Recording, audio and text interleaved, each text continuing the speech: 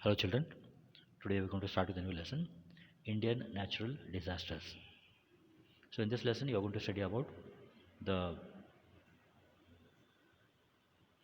meaning of natural disasters, then causes, effects and distribution of cyclones, floods, landslides, coastal erosion, then earthquakes in India.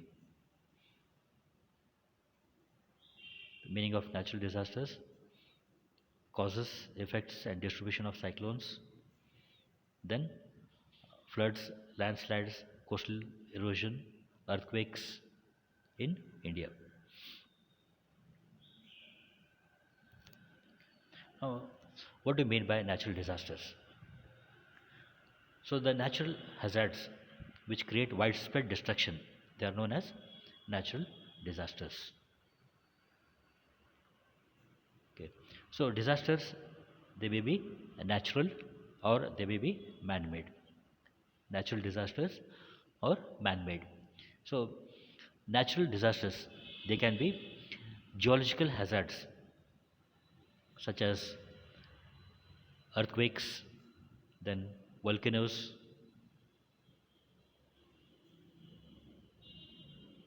then tsunamis,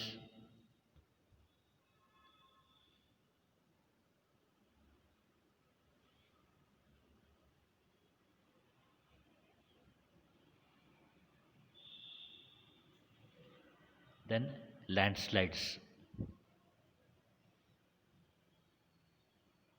then avalanches.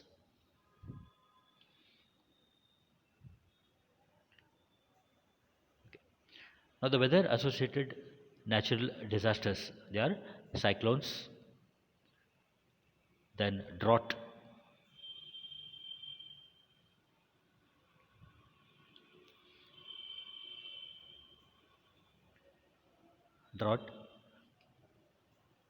floods, and epidemics. So, most natural disasters they are infrequent, they are not frequent, and they are unpredictable. You never know when it happens. Okay, so most natural disasters they are infrequent and they are unpredictable.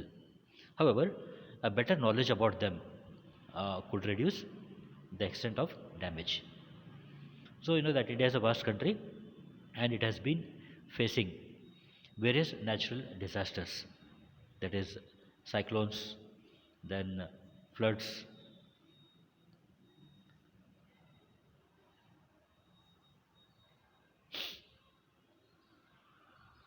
landslides,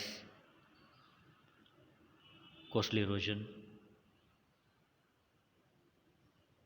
earthquakes, etc. Is it not? Okay. Now first we are going to study about cyclones.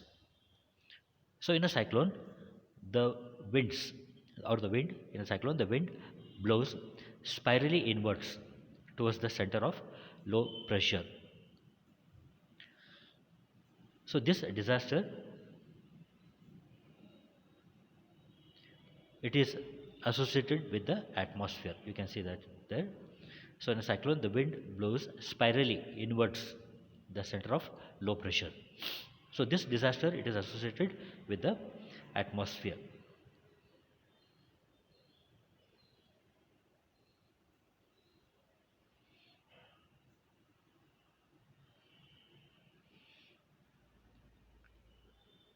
So there are two types of cyclones, namely tropical cyclones and temperate cyclones. So tropical cyclones they are more common in India. Okay, now what are the causes for this? So the most ideal conditions for the origin and development of tropical cyclones are, first thing is high temperature. It's because of high temperature, then calm air and highly saturated air.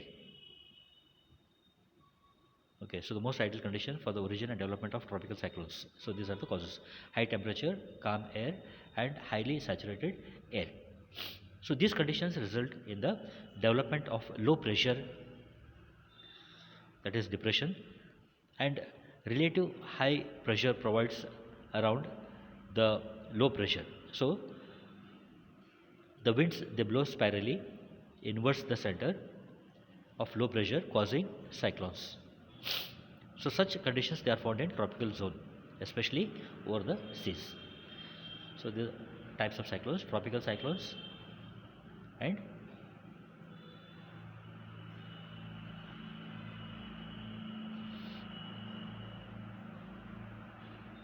temperate cyclones.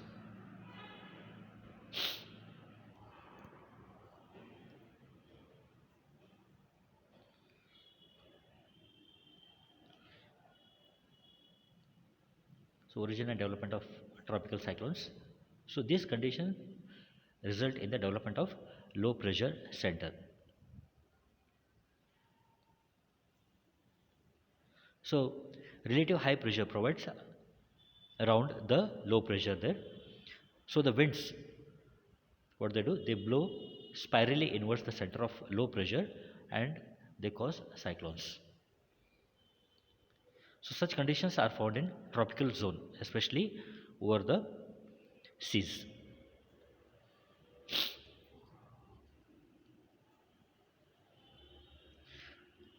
So tropical cyclones, they are very destructive and they cause loss of life and property, then damage to buildings, transport and communication system, damage to transport and communication system,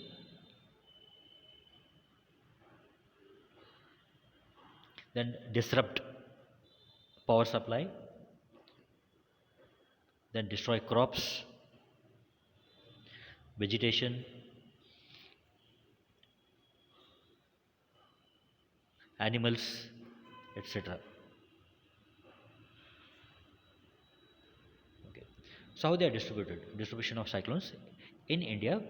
Most of the tropical cyclones they develop in the Bay of Bengal.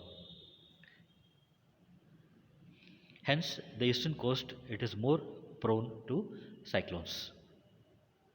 So this includes the coastal areas of Tamil Nadu, Andhra Pradesh, Odisha, and West Bengal.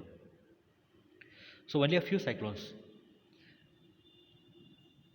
they develop in the Arabian Sea.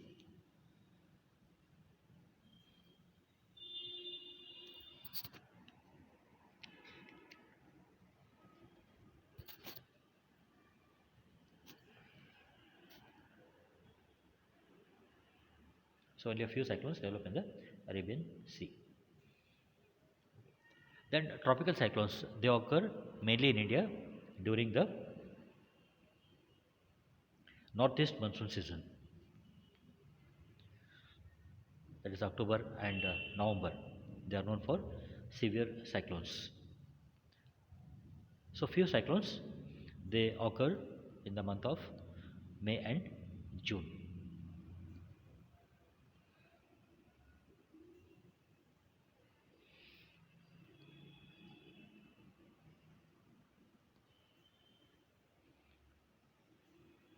This is a cyclone area.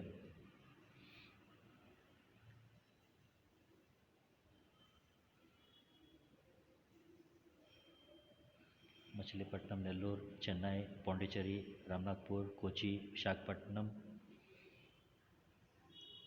then Gopalpuram, Paradeep,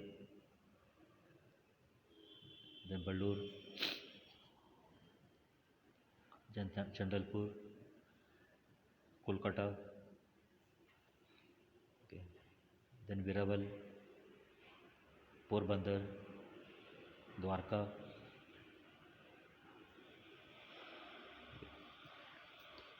So, how will you prevent? What are the preventive measures you can take? So, cyclones they are natural phenomenon. So, we cannot prevent them, but people they can pay heed to the warning. They can listen to the warnings. Okay, so they should keep in touch with the radio, then television, and other communicative lines. Then temporary shelters should be provided during cyclones. Then cyclone proof structures, they can be constructed. Then mangrove forests and other deep rooted trees can be grown along the coastal line to check the impact of cyclonic winds and the soil erosion. Floods. So flood, it refers to the inundation of land by river water. So it is a recurring disaster in India. So one part of the country or the other, it has to face floods almost every year.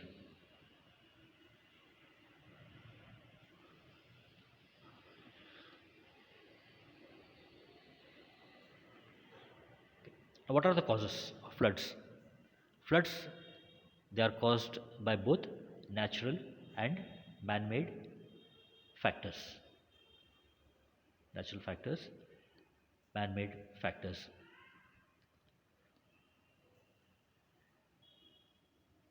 So the natural factors include heavy rainfall,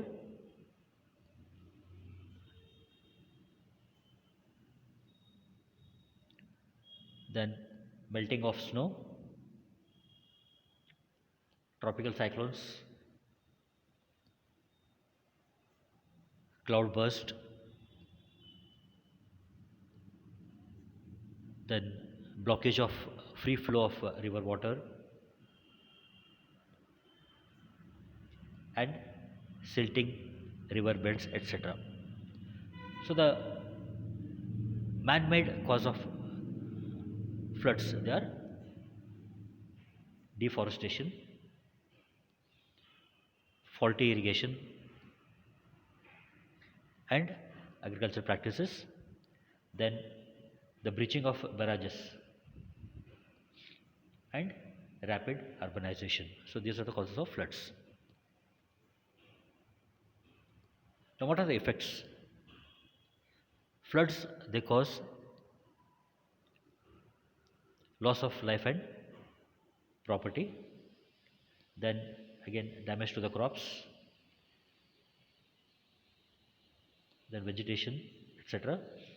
Then breakdown of communication and power system, then dislocation of transport system, soil erosion, disruption of essential services, etc. Disruption of essential services. So which are the flood prone areas? Now the Ganga and the Brahmaputra river basins, they cover a part of Punjab, then Haryana, Uttar Pradesh, Bihar, West Bengal, and Assam. Then the Sutlej, the Bias, the Ravi, and Chenab river basins, they include Jammu and Kashmir and Himachal Pradesh. So in peninsular India, the deltaic areas of river basins, that is the deltaic regions of Mahanadi, Godavari, Krishna, and Kaveri rivers.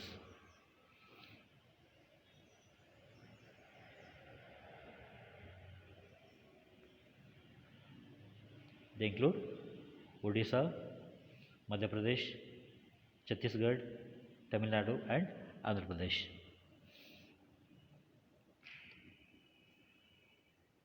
Then the lower parts of Narbada and Tapi river basins, that includes Gujarat. Then in peninsular India, so you find floods, they are occasional there. Okay, so they are because of the sudden rainfall.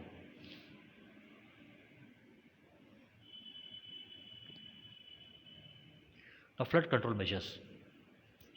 So afforestation in the catchment areas, which helps in the reduction of runoff. Then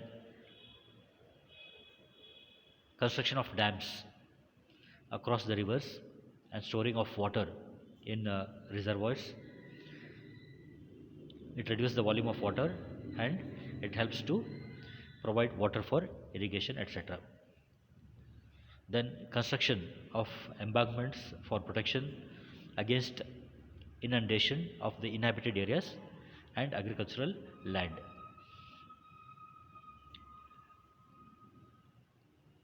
Then flood forecasting and early warnings. So this is essential for taking timely action to prevent loss of human life. Then livestock and property, to prevent loss of human life, livestock and property. Then landslides. So the sliding of land mass along steep slopes of hills or mountains, it is called landslide. So this you can see there, the sliding of land mass along steep slopes of hills or mountains, it is called as landslides. So it involves downward sliding or falling of a mass of soil, rock and debris, or combination of these under the force of gravity. So what are the causes of landslides? So there are both natural and human induced forces which cause landslides.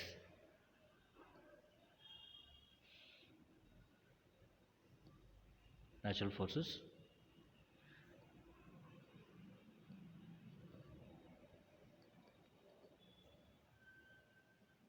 human forces.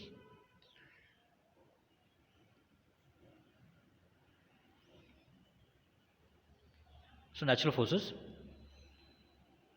under cutting of the slope, as in seas, you can see that sea wave erosion of a sea, then cliffs,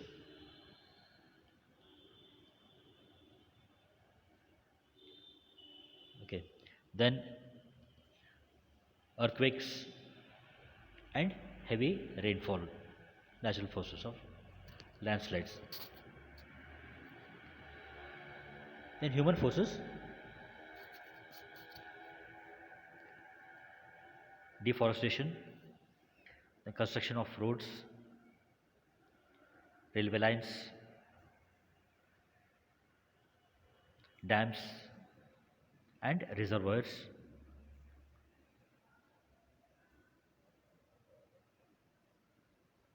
hydel power projects, mining, then quarrying, that is extracting, etc. These are the human forces.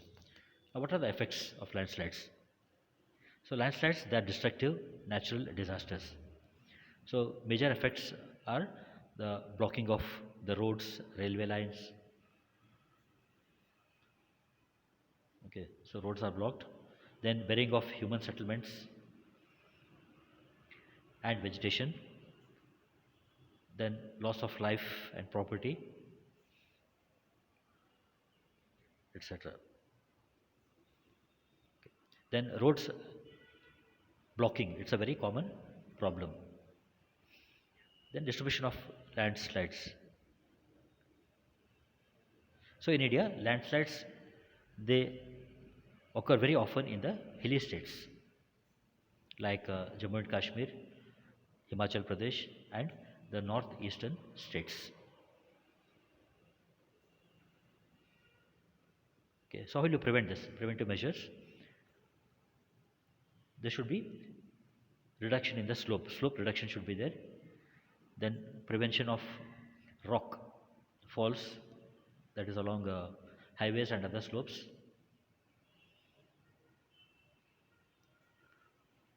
Then avoiding of mining and quarrying activities near the steep slopes and human settlements and buildings. They should be avoided. Then there should be massive reforestation. Okay, so these are the steps to reduce the occurrence of landslides. Then coastal erosion. Sea waves, they strike the coasts with great force. So this constant process leads to the erosion of coasts. So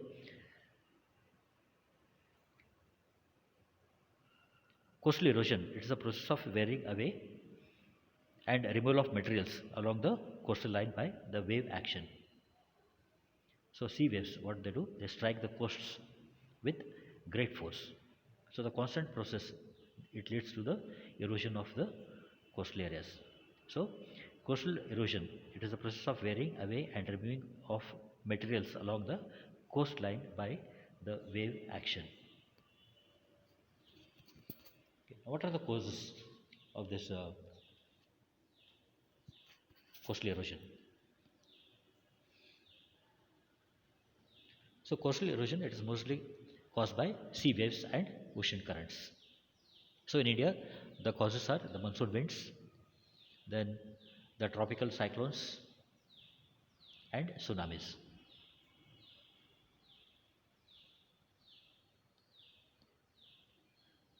So southwest monsoon winds.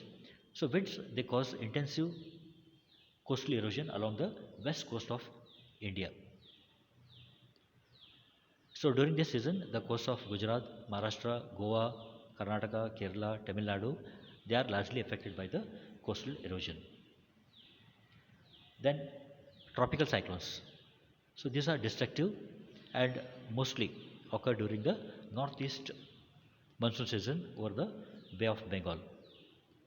So they cause serious coastal erosion along the east coast of India, including the coastal areas of Tamil Nadu, Andhra Pradesh, and Odisha. Then tsunamis. Tsunamis, they are large waves generated by earthquakes.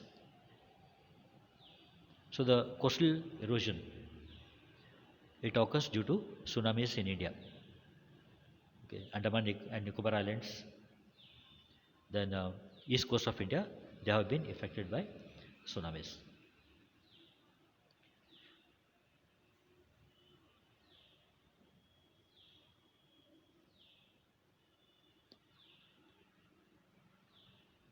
Now, what are the effects? So, coastal erosion, it is one of the natural disasters. Okay, so coastal areas, they include trees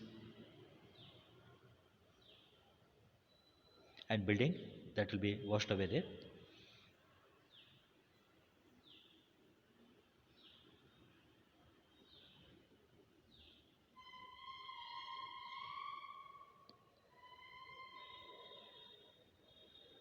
So it happens.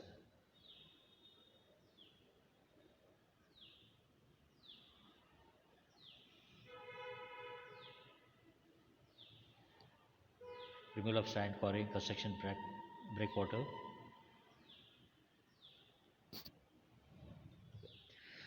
So what are the effects of coastal erosion? So coastal erosion, it is one of the natural disasters. So here the buildings can be washed away, then trees, then the roads along the coastal also, it can be damaged. You can see that in the picture there. Then the railway lines along the coasts, that also can be damaged. Then coastal areas can remain flooded over a longer period of time. So this requires resettling of people, or resettlement of people, you can say. Now, what are preventive measures?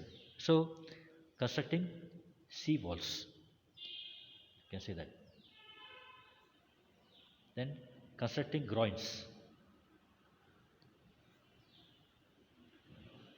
that break waters to protect the coastal waves from sea erosion. So this thing should not be done. We should restrict sand mining in coastal areas.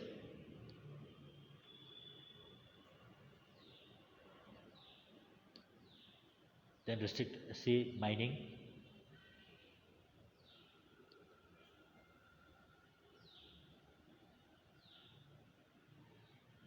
Seabed mining, it should be stopped. Then planting of trees to stabilize the beaches and the coastal dunes. Now earthquakes. So an earthquake,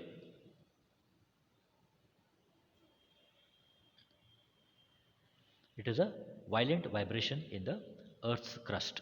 So it is one of the worst natural hazards which often results in disaster.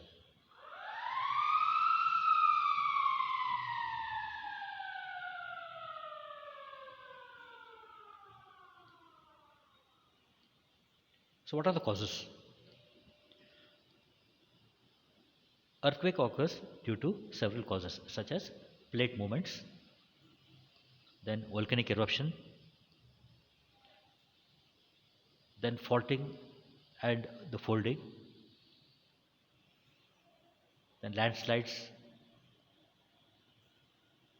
then collapse of underground cave roofs, then hydrostatic pressure of man-made water bodies like reservoirs, etc. So in India, most of the earthquakes that have occurred earlier, they were because of the plate movement. So what are the effects of earthquakes? So the disaster effects of earthquakes are cracking of ground surface, then damage and destruction of buildings, rail lines, roads, then damage of power lines, telecom lines, bridges, dams, factories, then loss of human animals, loss of animal lives, human and animal lives, and property, loss of property.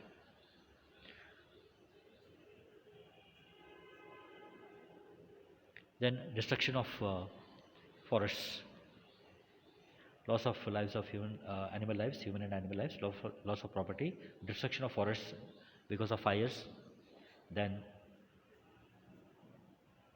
landslides, disturbance in groundwater level, then blockage and diversion of river course, then destruction of forests because of the fires there. So there are three major earthquake zones in India. The Himalayan zone. So this zone includes the states of Jammu and Kashmir, Himachal Pradesh, Uttar Pradesh and Bihar.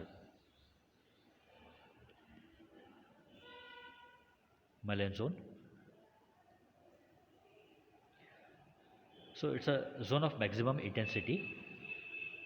So this zone includes the state of Jammu and Kashmir, Himachal Pradesh, Uttar Pradesh and Bihar.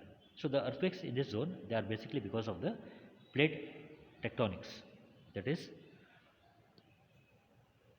in Chamoli, Uttarkashi,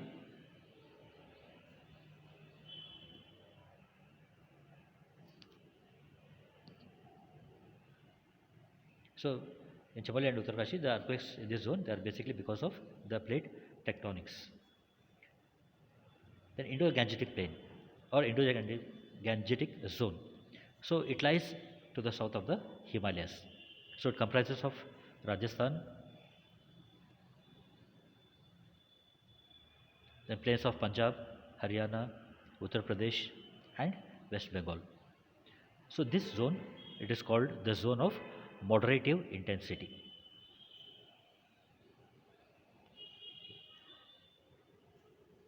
Then peninsular zone.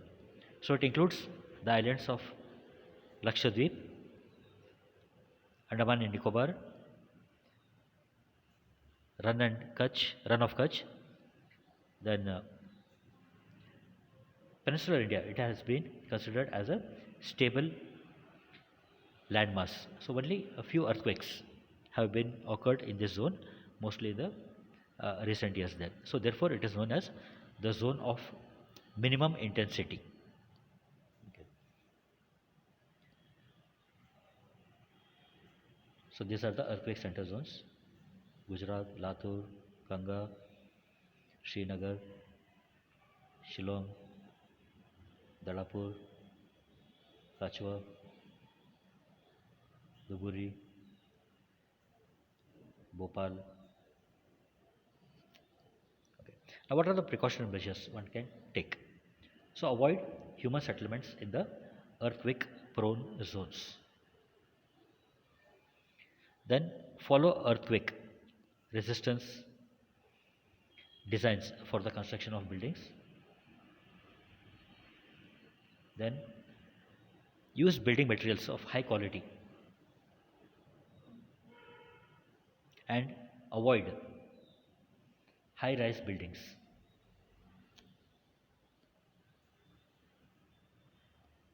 Then, restrict the over groundwater mining.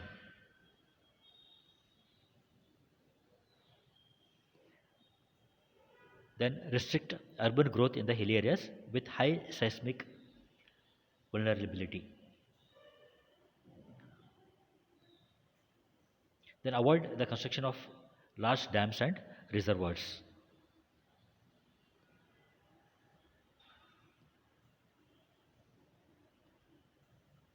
Stop deforestation and heavy quarrying activities.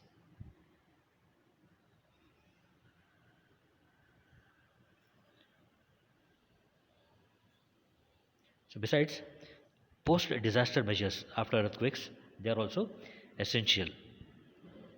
That is relief, food supply, then rehabilitation, then precaution for viral diseases, medical facility, all that should be given there. Understood? Okay, thank you. So this is the evaluation there. You can just write this down. Write the answers in a fair book.